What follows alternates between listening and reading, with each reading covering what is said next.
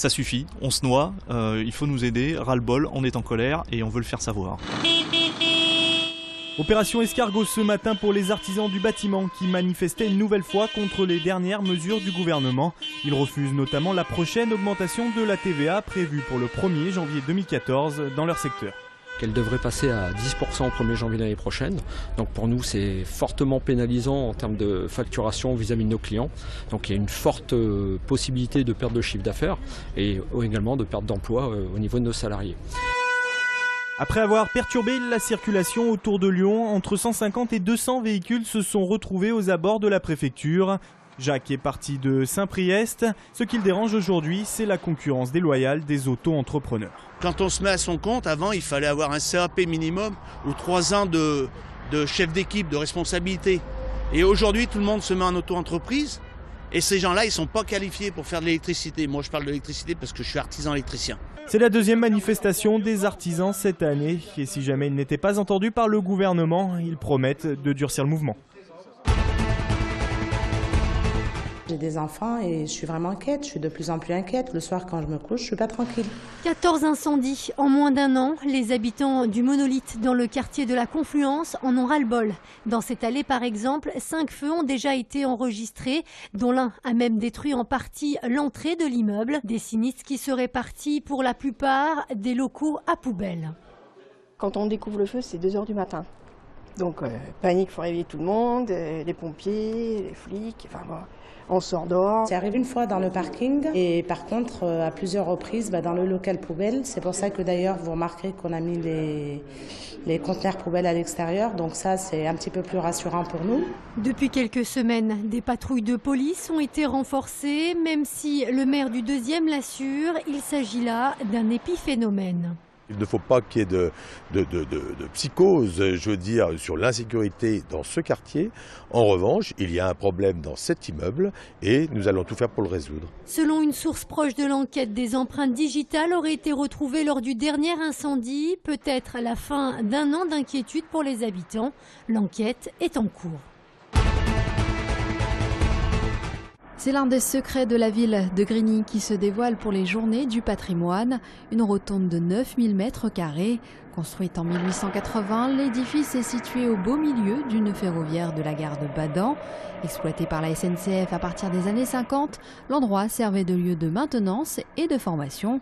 René Balme, le maire de la ville, l'a bien connu. Il y a travaillé comme apprenti cheminot.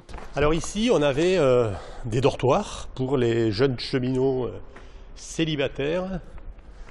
Donc c'était dans les années 70-71, espèce de dortoir cloisonné avec du contreplaqué et puis un petit rideau qui devait être bleu si mes souvenirs sont exacts. Déserté en 2009, l'ouvrage fait de béton et d'acier est intact. Il a pourtant connu 6 bombardements pendant la guerre.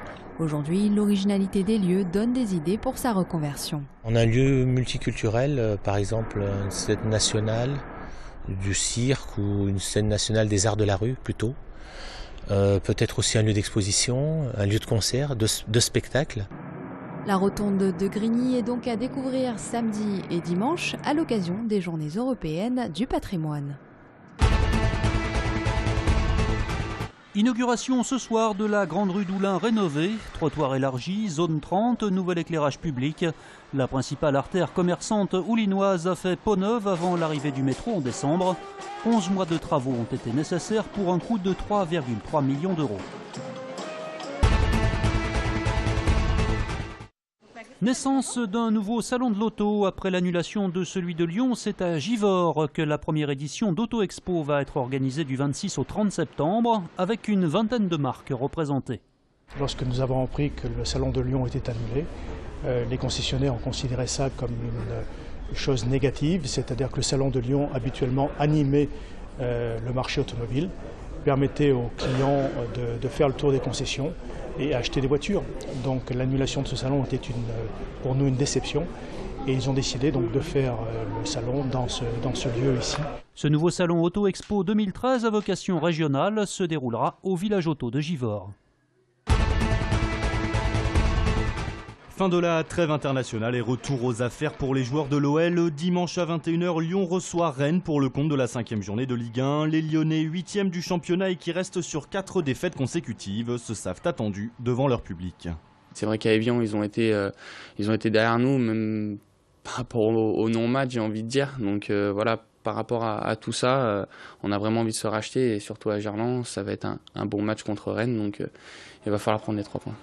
Et pour se racheter face à l'actuel 5e de la Ligue 1, Rémi Garde pourrait être tenté de faire appel aux 2 anciens bannis. Selon le technicien lyonnais, Bafé Gomis et Jimmy Briand sont postulants pour le groupe, voire pour l'équipe, dans 2 jours. Des comportements qui ne vont pas, ça ne fait avancer personne.